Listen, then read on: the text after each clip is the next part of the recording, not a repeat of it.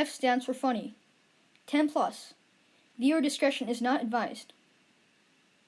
Why are there ants? Oh, get out of my house! Why are you in my house? Get out! Out! Get out! Whatever. I'm just gonna let them in here. There are many steps to keeping ants. Ants are small little insects that covered all of the world, but not Antarctica. Today, I'll be detailing the main 5 steps to keeping ants. Step 1A is to find a queen ant.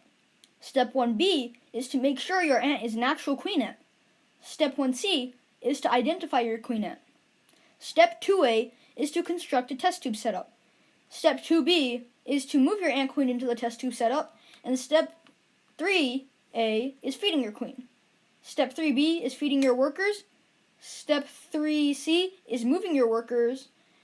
And that's step 3. Step 4A is maintaining your colony. Step 4B is feeding your colony. And step 4C is cleaning your colony. Note that step 5 is optional. Step 5A is releasing your colony. Step 5B is selling your colony. And step 5C is euthanizing your colony. The first step is to find a queen ant. To find a queen ant, you must look during a day in the summer or spring and rarely fall.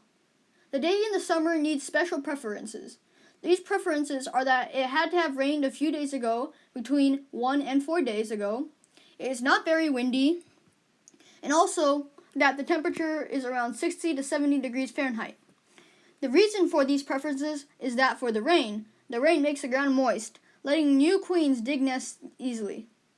The reason for the wind is that ant queens will fly during the summer as to start new colonies, and wind will blow them off course. The reason for the temperature is that if it is too hot or too cold, the ants will either burn or freeze depending on their respective temperature. This is also the reason that ants fly during the summer and spring months instead of winter and fall months.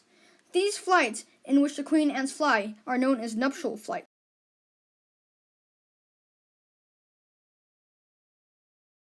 Step 1B.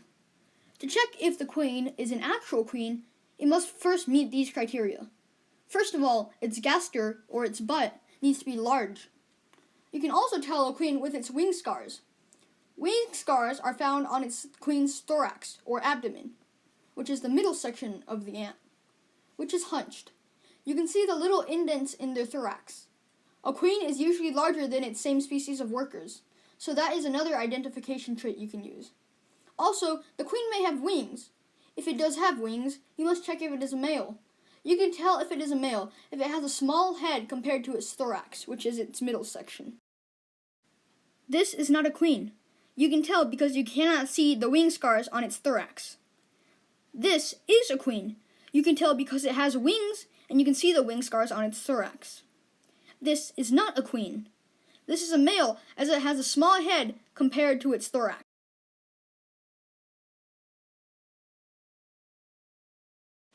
Step 1C. To identify the queen species, you must first look at the petiole, which is the waist between the gaster and thorax. And then you have to check the shape of the petiole. If there are 2 segments, it is a stinging myrmecine species. But if it has 1 segment, it is a non-stinging dolichoderine or formicine. This is crucial as most myrmecine queens need to be fed, and also because if you know the ant queen species, you can predict how they look, act, and if they sting. This is an example of a petiole without any humps. This is the example of a petiole with 2 humps. This is the example of a petiole with 1 hump. Post-production Lucas here. I'm stupid and I forgot to include the text there. All it says is title text goes here. That was a mistake on my behalf. Step 2A. Making a test tube setup. To make a test tube setup, you need these materials. A test tube, cotton balls, tap water, and a toothpick. First of all, you get your test tube and fill it up 3/4 full of water. Then you push your cotton ball in. You do not want to soak it, you just want it to be somewhat moist. And lastly, you cover up the top with the cotton ball. This will allow ventilation, but also prevent your queen from getting out.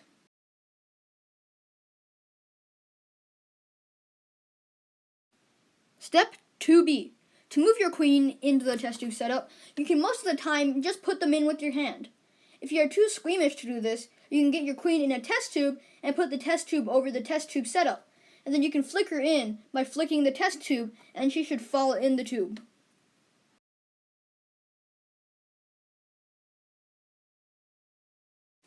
Step 3A. To feed your queen, you must identify if the queen is semiclaustral or not.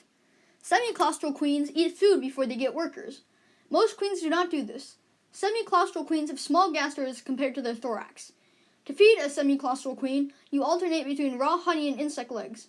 Feed them once a week and alternate between honey and insect legs. To get the honey, you pour raw honey onto a small tinfoil piece and you put it in the test tube setup. For insect legs, you grab a dead insect from an area without pesticides and you either boil it or freeze the insect to remove pesticides.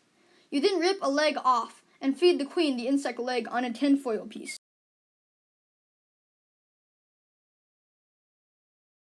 Step 3B.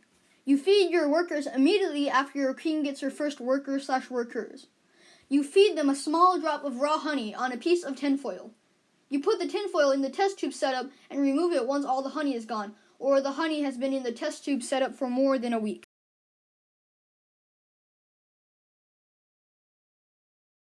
Step 4A. To maintain your nest, you need to have a hydration system. You should hydrate nests based on the ant species. Ants from the deserts need low moisture. Ants from tropical areas need high moisture, and ants from forests need medium moisture. For desert ants, you should water them every 2 months. For tropical ants, you should hydrate them every 3 weeks. For forest ants, you should hydrate them every 6 weeks.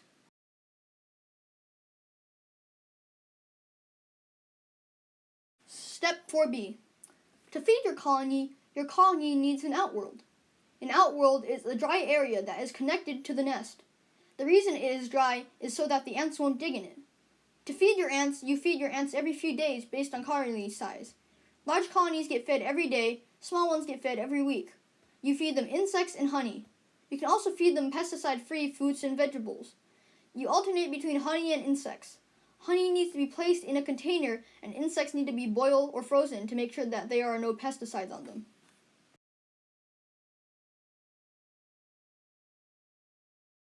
Step 4C. To clean your colony, you'll need some cotton swabs and maybe a tweezer. Ants will leave their waste that may consist of dead ant bodies, ant poop, and ant prey bodies in their outworld.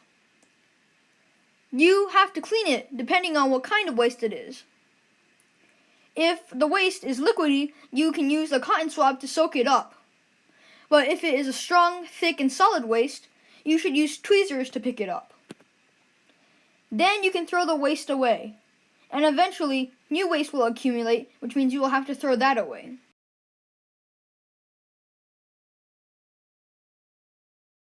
Step 5A. If you are tired of a colony, you can release it. To release it, you must first check that these ants are native to your area, as you do not want to start a new invasive species. To release them, you first find a suitable spot to release them.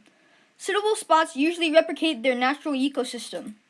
To let them go, you either make a hole in the nest, and then they will move out themselves. Do not forget to retrieve the used nest.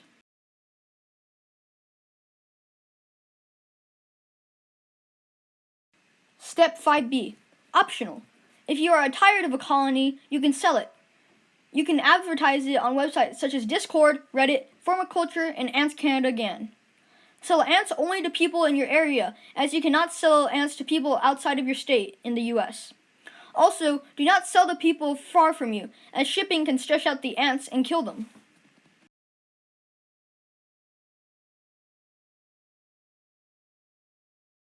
Step 5C. Optional. If you are tired of a colony, you can euthanize it. The most proper way to euthanize it is to put them in the freezer. This will kill them, and they will not feel pain. To make sure they are dead, keep them in the freezer for an hour. You should only do this with large colonies that are invasive. Do not release invasive species. The best thing you can do with them is to euthanize them using the freezer.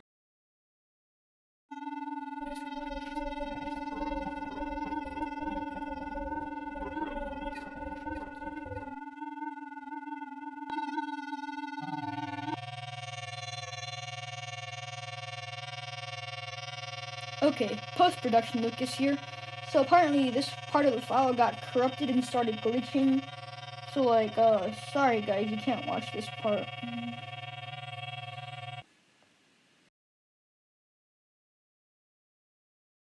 Thank you for watching, and this concludes my how-to tutorial about keeping ants. Maybe you want to keep ants someday. Hopefully you guys will try it. Bye! Now, I really want to thank AlexanderWild.com for providing these photos. Thank you, Alexander Wild, and that's where all these beautiful photos of ants come from. Now, this is the end.